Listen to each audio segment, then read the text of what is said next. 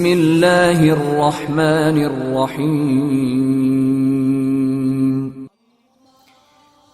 الحمدللہ آج ہم سورۃ الرحمن کے دوسرے رکوع سورۃ الرحمن کی آیت نمبر 26 سے درس کا آغاز کر رہے ہیں۔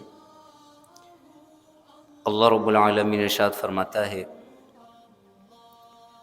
کل من علیہا فان، کلو سب، کل سب، من علیہا جو زمین پر ہیں، من جو علیہا زمین پر ہیں، کل من علیہا جتنے زمین پر ہیں سب کے سب، فان فنا ہونے والے ہیں، ختم ہونے والے ہیں۔ کل من علیہا فان جتنے زمین پر ہیں سب فنا ہونے والے ہیں۔ زمین پر جتنے لوگ بھی بس رہے ہیں، جتنی مخلوق بھی ہے، سب کی سب فنا ہو جائے گی۔ اس طرح آسمانوں میں بھی جو ہیں وہ بھی فنا ہو جائیں گے۔ ان کا بیان کیا گیا کل نفس ذائقۃ الموت، ہر جان کو موت کا ذائقہ چکھنا ہے، موت کا مزہ چکھنا ہے۔ تو آسمان والے بھی، زمین والے بھی، آسمان و زمین کی ہر مخلوق فنا ہو جائے گی۔ وَيَبْقَى اور باقی رہے گی وجہ ربک تمہارے رب کی ذات، ذو الجلالی عظمت والی، والاکرام بزرگی والی۔ وَيَبْقَى وَجْهُ رَبِّكَ ذُو الْجَلَالِ وَالْإِكْرَامِ اور تمہارے رب کی عظمت والی، بزرگی والی ذات باقی رہے گی۔ ہر ایک چیز فنا ہو جائے گی، آسمان، زمین، ساری مخلوقات۔ اللہ تبارک و تعالی کی ذات کے سوا کوئی ذات نہیں ہوگی۔ رب العالمین خود ارشاد فرمائے گا لمن الملک اليوم، آج کے دن کس کی بادشاہت ہے؟ این الجبارین این المتکبرین، کہاں ہیں سرکش لوگ، کہاں ہیں تکبر کرنے والے؟ کوئی جواب دینے والا نہیں ہوگا۔ اللہ خود ہی فرمائے گا للہ الواحد القہار، ایک اللہ کی بادشاہت ہے جو قہار ہے، بڑے غلبے والا ہے۔ تو انسان کو یہ سوچنا چاہیے کہ کسی کو بھی اس زمین پر ہمیشہ نہیں رہنا۔ انسان کتنی بھی کیئر کر لے، کتنی بھی احتیاط کر لے، اچھی سے اچھی غذا کھا لے، ورزش کر لے، سب کچھ کر لے، لیکن وہ موت کی طرف بڑھ رہا ہے، فنا کی طرف بڑھ رہا ہے۔ آخرکار انسان پر بڑھاپا آتا ہے اور پھر انسان چلنے پھرنے سے بھی قاصر ہو جاتا ہے۔ یہ زندگی کے قوانین ہیں، دنیا کے قوانین ہیں کہ ہر ایک کو فنا ہے، اور انسان بالکل ایسا ہو جاتا ہے جیسے بچے کی مانند، جسے لمبی عمر دی جاتی ہے۔ تو اللہ تبارک و تعالی ہمیں پہلے سے ہی یہ رہنمائی کر رہا ہے کہ دیکھو زمین پر جتنے بھی بسنے والے سب فنا ہو جائیں گے، باقی کون رہے گا؟ ذو الجلال والاکرام، اللہ رب العالمین کی ذات باقی رہے گی۔ اور کیا باقی رہے گا؟ تو قرآن نے دوسری جگہ ہماری رہنمائی کی ہے۔ ایک جگہ فرمایا والباقیات الصالحات، باقی رہنے والے نیک اعمال ہیں، انسان کے نیک اعمال بھی باقی رہیں گے۔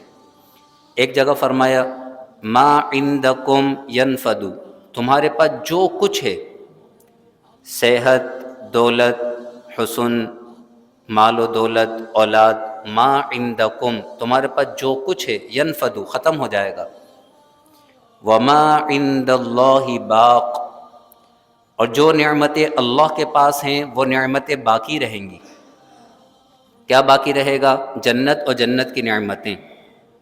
جنت کو فنا نہیں ہے، اللہ نے جو جنت بنائی ہے، اور جنت کی جو زمین ہے، اور جنت کی جو نعمتیں ہیں، اور جنت میں جو حور و غلمان ہیں، اور جنت میں جس کے لیے محلات تیار کیے جاتے ہیں، جنت کے محلات کس کے لیے تیار کیے جاتے ہیں؟ نیک اعمال کرنے والوں کے لیے۔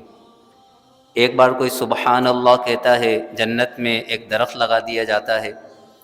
رجب کے متعلق یہ فضیلت ہے کہ ماہ رجب کے اندر اگر کوئی کسی پریشان حال کی پریشانی کو دور کرے گا تو اللہ اسے جنت میں حد نگاہ وسیع محل عطا فرمائے گا۔ یہ خاص رجب کی فضیلت ہے کہ کوئی پریشان حال ہے، پریشانی میں مبتلا ہے، تو انسان صرف اس نیت و ارادے سے اس کی پریشانی کو دور کر دے کہ رجب میں پریشان حال کی پریشانی کو دور کرنے کی یہ فضیلت ہے کہ اللہ جنت میں خاص محل عطا فرمائے گا۔ اور جس کے لیے جنت میں ایک بار جنت میں اس کے نام سے ایک چیز بنا دی گئی تو اللہ کے فضل و کرم سے پھر وہ جنت میں داخل ہوگا کہ اللہ عطا کرنے کے بعد واپس نہیں لیتا۔ اللہ عطا فرما دی جس کو جنت کی سرزمین، تو پھر اللہ تبارک و تعالی اس پر خاص کرم فرمائے گا۔ تو اللہ کی ذات باقی رہے گی، نیک اعمال باقی رہیں گے، جنت کی نعمتیں باقی رہیں گی۔ تو ہے کوئی جو فانی پر باقی رہنے والی نعمتوں کو ترجیح دے اور دنیا کے بجائے وہ آخرت کے لیے زیادہ سے زیادہ کوششیں کرے؟ قرآن میں یہی فرمایا گیا، قد افلح من تزکا وذکر اسم ربہ فصلی، بے شک کامیاب ہو گیا وہ جس نے تزکیہ نفس کر لیا، اپنے آپ کو ستھرا کر لیا، اپنے رب کے نام کا ذکر کیا اور نماز پڑھی۔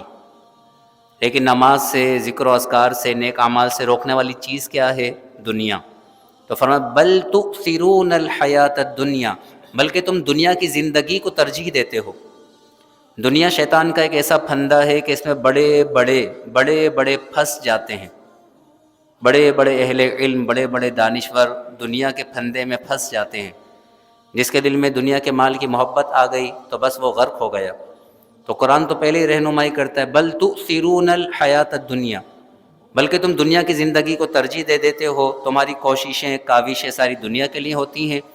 والآخرۃ خیر وابقی، حالانکہ آخرت دنیا سے بہت زیادہ بہتر بھی ہے، وابقی، اور ہمیشہ رہنے والی بھی ہے۔ ابقا باقی رہنے والی ہے، ابقا باقی رہنے والی آخرت۔ تو انسان جو بھی عمل کرے آخرت کے لیے کرے، دنیا کے لیے نہیں کرے، ورنہ انتہائی خسارے اور نقصان میں ہے وہ شخص کہ جس نے صرف دنیا کو حاصل کیا اور آخرت کو برباد کر دیا۔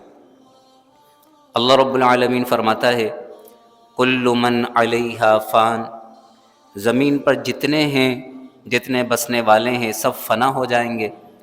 وَيَبْقَى وَجْهُ رَبِّكَ ذُو الْجَلَالِ وَالْإِكْرَامِ، اور تمہارے رب کی عظمت والی، بزرگی والی ذات باقی رہے گی۔ یہ جو ذو الجلال والاکرام ہے، کہا گیا ہے کہ یہ بھی اسم اعظم میں سے ہے، ذو الجلال والاکرام۔ حضور علیہ الصلوۃ والسلام تشریف لے جا رہے تھے، ایک شخص یا ذا الجلال والاکرام کہہ کر اللہ کو پکار رہا تھا۔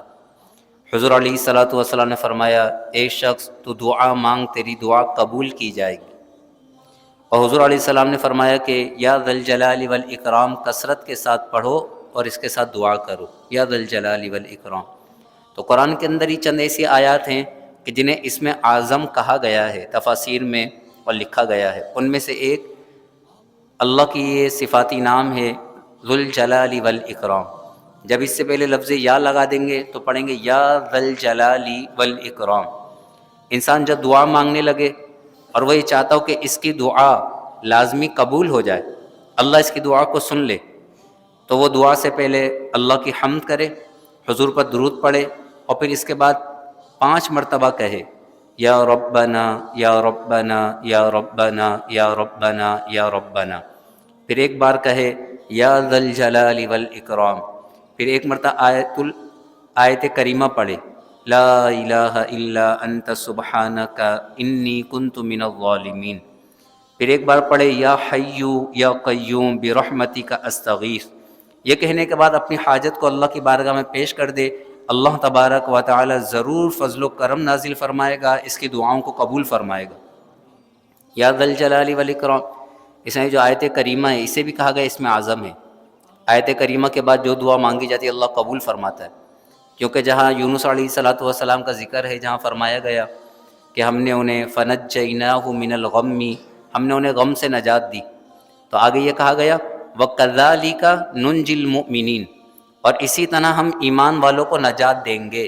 تو حدیث میں یہ فرمایا گیا کہ جو بھی شخص ان الفاظ کے ساتھ، جن الفاظ سے یونس علیہ السلام نے دعا کی، لا الہ الا انت سبحانک انی کنت من الظالمین، تو اللہ نے خود فرمایا وَكَذَلِكَ نُنْجِي الْمُؤْمِنِينَ، اسی طرح ہم ایمان والوں کو نجات دیں گے۔ جو آیت کریمہ کے بعد دعا مانگتا ہے اللہ اس کی دعا کو بھی قبول فرماتا ہے۔ تو یہ چھوٹی چھوٹی باتیں ہوتی ہیں، لیکن اگر انسان ان پہ توجہ کرے تو خاص فضل و کرم نازل ہو جاتا ہے۔ ذو الجلال والاکرام، جلال کہتے ہیں عظمت کو، اکرام کہتے ہیں کرم کو، بزرگی کو۔ وَيَبْقَى وَجْهُ رَبِّكَ ذُو الْجَلَالِ وَالْإِكْرَامِ، اور تمہارے رب کی ذات باقی رہے گی، وہ ذات جو ذو الجلالی عظمت والی ہے، والاکرام اور بزرگی والی ہے۔ فَبِأَيِّ آلَاءِ رَبِّكُمَا تُكَذِّبَانِ، تو تم دونوں اپنے رب کی کون کون سی نعمتوں کو جھٹلاؤ گے۔ فنا بھی ایک طریقے سے اللہ کی نعمت ہے کہ فنا کے بعد ایمان والوں کے لیے بقا ہے، اور ویسے بھی اگر اس دنیا کے اندر بھی انسان اگر اپنی ذات کو فنا کر دے اللہ کی رضا میں، اگر انسان اپنی ذات کو فنا کر دے اللہ کی رضا میں، تو پھر انسان کو اسی دنیا میں بھی بقا حاصل ہو جاتی ہے۔ فنا ایک مقام ہے، بقا ایک مقام ہے۔ اولیاء اللہ جو ہوتے ہیں وہ اپنی خواہشات کو مار کر اللہ کی رضا پر چلتے ہوئے وہ پہلے مقام فنا کو پہنچتے ہیں۔ مقام فنا ہی بہت بڑا مقام ہے۔ حضور غوث پاک فرماتے ہیں کہ جب تو ہمیشہ اللہ کی اطاعت کرتا رہے گا، ہمیشہ اللہ کی اطاعت کرتا رہے گا تو مقام فنا کو پہنچ جائے گا، اور جب تو مقام فنا کو پہنچے گا یرد علیک التکوین، تو پھر تجھے مقام کن عطا کیا جائے گا۔ یہ مقام فنا کا مقام ہے، پھر مخلوق کو اس کے تابع کر دیا جاتا ہے، مقام فنا۔ اور مقام فنا کے بعد انسان مقام بقا حاصل کرتا ہے۔ اللہ کی ذات میں جو فنا ہو جاتا ہے اللہ اسے بقا عطا فرما دیتا ہے ہمیشہ کے لیے۔ تو یہ بڑے اونچے مقامات ہیں، حاصل کرنے کا طریقہ بالکل آسان ہے۔ انسان اپنی نفسانی خواہشات سے بچے، اللہ کی رضا پر چلے، اللہ کی اطاعت و فرما برداری کرے۔ سب سے بڑی نعمت یہ قرآن کی نعمت ہے۔ انسان قرآن سے وابستہ ہو جائے، دن رات قرآن میں مشغول ہو جائے تو اللہ تبارک و تعالی مقام عطا فرماتا ہے۔ میں نے لا کہا، میں لا ہوا، یہ جو کلمہ طیبہ ہے اگر انسان اسی کو صرف سمجھ لے تو اسی کے اندر مقام فنا بھی ہے، مقام بقا بھی ہے۔ کلمہ طیبہ کے اندر یہ انسان کہتا ہے لا الہ، یہ پہلے نفی کرتا ہے، لا الہ کوئی معبود نہیں، یہ فنا ہو گیا۔ شاعر کہتے ہیں میں نے لا کہا، میں نے سے مراد میں نہیں بلکہ انسان میں جو انا ہوتی ہے، انا، میرے اندر جو انا تھی اس انا نے پکار کر کہا لا، میں کچھ بھی نہیں ہوں۔ میں نے لا کہا، میں لا ہوا، جب میں نے انا کو فنا کر دیا تو میں بھی فنا ہو گیا۔ میں نے لا کہا، میں لا ہوا، قل لا ہوا، جز لا ہوا، پھر کیا ہوا؟ اللہ۔ جب انسان کل و جز کو، ہر خواہش کو فنا کر دیتا ہے تو پھر اس کے دل کے اندر صرف اللہ کی ذات باقی رہ جاتی ہے، اللہ کا ذکر باقی رہ جاتا ہے۔ جب اللہ کی ذات اس کے دل میں ٹھہر جاتی ہے تو پھر انسان مقام بقا کو پا جاتا ہے۔ اللہ کی ذات باقی ہے، اور جس کا تعلق اللہ سے مضبوط ہو گیا اللہ اسے بھی بقا عطا فرماتا ہے۔ وَيَبْقَى وَجْهُ رَبِّكَ ذُو الْجَلَالِ وَالْإِكْرَامِ، اور تمہارے رب کی ذات باقی رہے گی جو بڑی عظمت والی، بڑی بزرگی والی ہے۔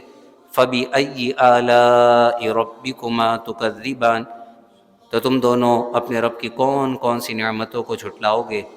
یا رب ہم تیری کسی نعمت کو نہیں جھٹلاتے، اور ہم ان نعمتوں پر تیرا ہی شکر بجا لاتے ہیں، تو ہمیں مزید شکر ادا کرنے کی توفیق عطا فرما۔ آمین۔ وآخر دعوانا ان الحمد للہ رب العالمین، وصلی اللہ تعالی علی خیر خلقہ ونور عرشہ سیدنا ومولانا محمد وعلی آلہ واصحابہ اجمعین، آمین برحمتک یا ارحم الراحمین۔